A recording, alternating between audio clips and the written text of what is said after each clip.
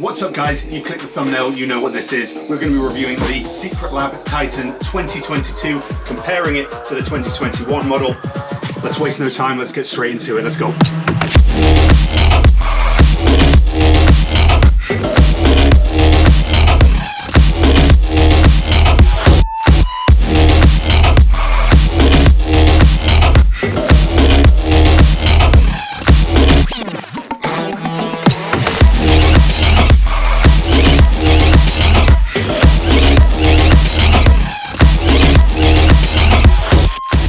Some of you may already know I have several videos on various different Secretlab products, from the original Titan, comparing that to the Titan XL, a bunch of accessories, including the little pillow, but I'll get to that later. So we're going to look at the realistic main differences between the 2021 Titan and the 2022 Titan, whilst re-hitting on a couple of the key things that I think separate Secretlab from the rest of the field. So the first thing you're going to notice about this chair is, of course, how it looks. Now, Secretlab have a couple of different coatings. They have their PU leather, they have their soft weave, and some other kind of leather that I can't remember off the top of my head. But the soft weave has always been my preferred cover. Again, you can watch one of my other videos if you want to see me compare the leather to the soft weave. But what's exciting about this soft weave is that originally you could only get black in the leather, and there was huge amounts of comments on my videos as well as other people saying, why can't we get a soft weave in black? Well, now you can, and that's really exciting because I think most people generally want a black chair, but actually the soft weave has been, in my experience, by far the preferred covering. I think that's for a couple of reasons. One, leather chairs and leather office chairs, or faux leather, has been around forever, and it's actually the soft weave kind of differentiates it a bit from the other similar chairs. You know, if you go onto Amazon and buy a cheap gaming chair, it's that kind of tacky fake leather, whereas this stuff's really good quality, like really good quality. And so people tend to prefer this one. I certainly do. And so it's nice to see it in black as well as its other colorways. Just speaking to the quality of the soft weave, it's worth bringing in my older chair. So I've had this guy for 3 years now. If I just pick up the camera and show you, it's good as new. Genuinely, barely a mark on it. I eat and game and edit and all sorts at my desk, and I've had no issues with the soft weave, even in grey. You know, I was assuming it might get a bit mucky, it might have some kind of problems with keeping it clean. Not a problem at all. I know Secretlab sell cleaning products, haven't needed them, haven't even thought about needing them. There's no smell, there's no nothing, and I spend hours in these chairs. But I think also it's worth hitting on here that's what's important is that Secretlab is listening to what people are saying, listening to what people want, and actually putting that into production. All too often when you've got a product that sells incredibly well, the company can get ahead of themselves and think, we know better than the consumer. But actually they're listening and they're responding to what people want. You can see in Instagram comments and stuff what people are asking for, and they are doing that for the most part. Just a quick thing I wanted to add while I edit this. I don't run any ads on these videos. I don't have any sponsors for anything. But if you are thinking about buying a Secretlab product, if you could hit the link in the description or in the pinned comment, that would mean the world. It just means that I get a percentage of any sale through Secretlab. It doesn't cost you anything more. It just kind of, you click that one time, and then any time in the next month you buy anything, you know, it helps me out, helps me able to keep buying these products, buy the chairs. I've got the desk coming up, so I'll be reviewing that in about a month once I'm back from the Olympics. But yeah, just wanted to throw that in there. If you could do it, would mean the world. Back to video. In terms of the size and the shape and everything, it doesn't differ too much from the 2020 model at all, really. I certainly haven't been able to feel a difference. When I first sat in it, I was like, oh, it feels firmer. It feels a bit kind of not quite the same. But then after a week or so of use, I've just found that's kind of the breaking in process. So if you get one of these chairs and you sit in it, you're like, hang on, this is really rigid. Give it a week and you'll kind of break in that foam a little bit, and it's way comfier. So yeah, when I sat in these two next to each other, I was like, wait, the previous one's way softer.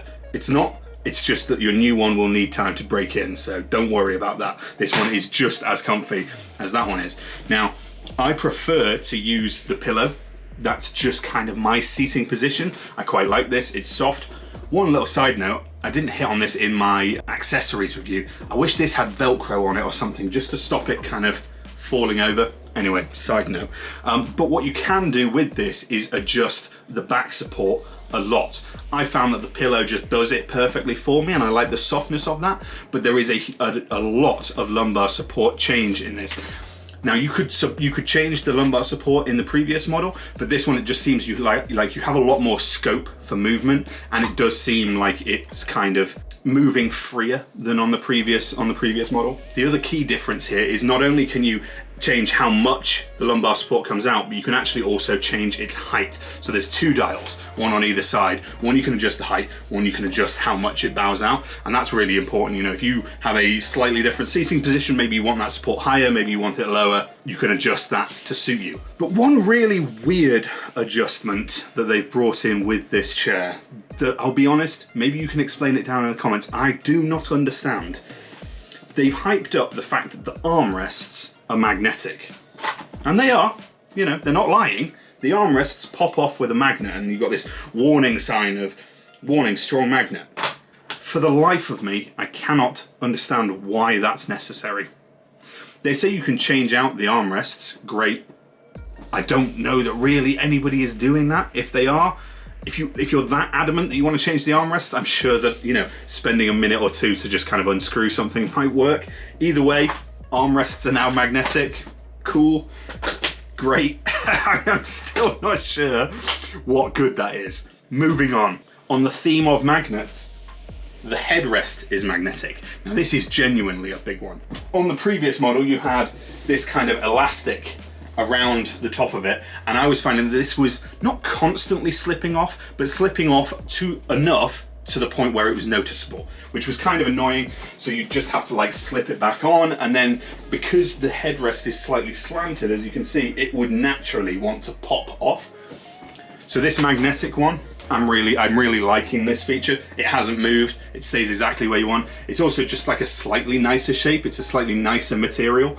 So yeah, I'm liking this magnetic thing.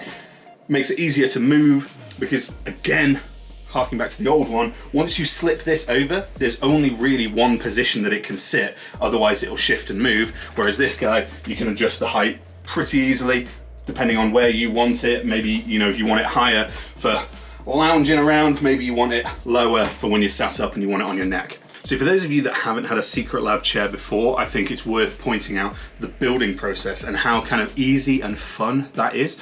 When you open up the box, you've got this big instructions sheet, I guess. It's not a manual, it's this big, really well printed, really nice glossy sheet that walks you through the whole building process, and it's really easy. You're watching a time lapse of me do it now. You can do it with only the tools that are in there. But again, even the tools that you get come in this nice little package that just shows the attention to detail that Secretlab have. And again, you may have seen in previous videos, maybe you're new here, but like, I love the attention to detail on Secretlab products. Yes, you're paying a lot for these chairs, but it shows that the company is also dedicated to giving you a good experience and a good product for your money. But one thing that's quite disappointing is once you've built it all, you're left with an absolute mountain of unrecyclable landfill, unfortunately. And yes, the chair is made of, you know, kind of all kinds of different foams and stuff like that, so it's not ever going to be a particularly eco-friendly product, but it does seem a shame to be left with this huge bag of stuff that you're just going to have to throw in the trash. You know, I don't know manufacture inside out, but it does seem like maybe a bit more of that could be done out of cardboard and other stuff that might just be a bit more eco-friendly, a bit more kind of mindful of the environment. So we already hit on the lumbar support and all of those kinds of things that are adjustable.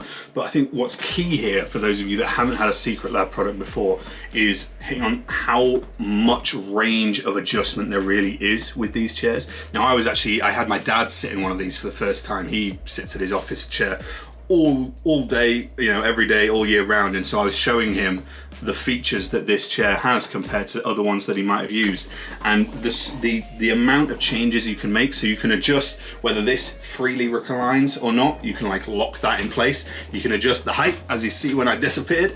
Here we go, let's put it all the way up.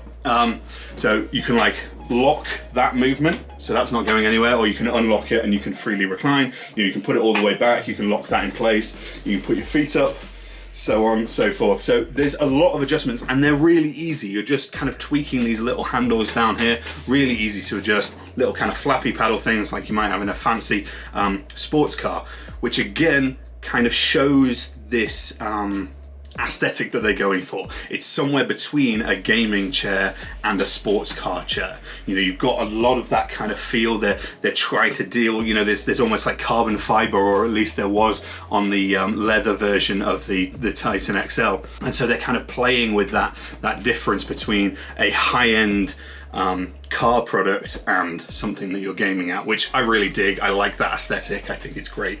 It's clear to see just from how it looks that it's trying to emulate a car chair, a car which is usually made to wrap you in so that when you're side to side in a car, you're not experiencing those G-forces. Well, this has a little bit of that. It's got these lips that kind of come around and almost embrace you a little bit. And that's also why I stick with the Titan over the Titan XL. So I am 6'5", I'm 110 kilos, which is roughly 245 pounds. So I'm a big guy, and by the website, I should use the Titan XL.